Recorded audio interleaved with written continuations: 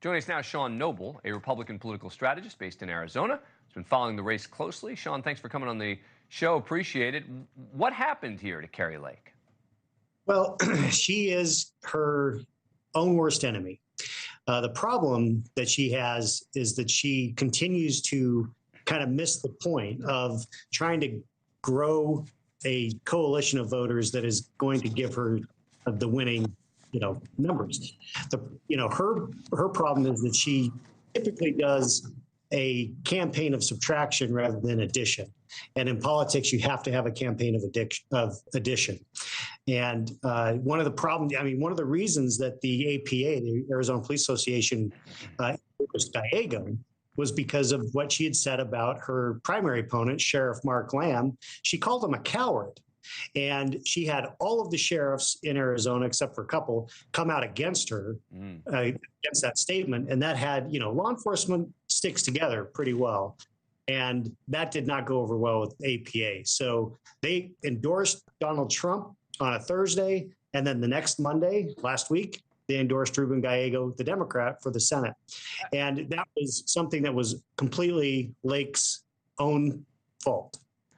I'm just astonished that they decided to endorse Gallego rather than just like saying we're not going to endorse, right? They could have just said we're not going to endorse anyone in the Senate race. We're going to go for Donald Trump. They must be really angry at her. I think there is anger. I also think there is look, this is a political decision, right? And what they see is they see the polling. They see the amount of money that's being raised on Gallego's side. They see the momentum that he has, and they made a calculation that she did something that we don't like. He's likely to win, so why don't we go ahead and endorse him so we have that favor with him when he does win? Because at this point, it'd be pretty shocking if she didn't lose. And now she is, of course, complaining about an upcoming debate that they have scheduled for October 9th.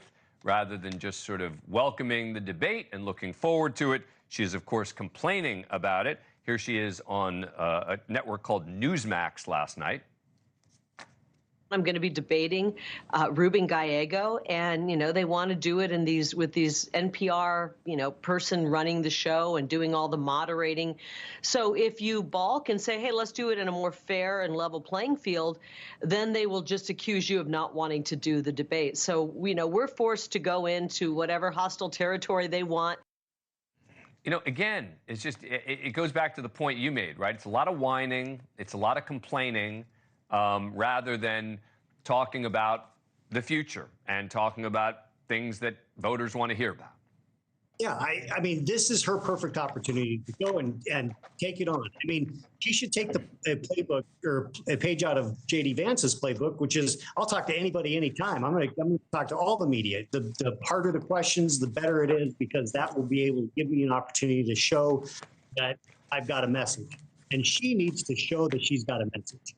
I mean, the whining and complaining about all of these things is in stark contrast with in 2022, when her Democrat opponent refused to debate. She went crazy about how outrageous it was that she wouldn't debate. She wanted to debate Ruben Gallego in the primary, even though she didn't want to debate her primary opponent. I mean, she's been all over the board, and that is a fundamental underlying problem that she has, is that people just don't know what to think because she's all over the place. They don't know, they can't trust her.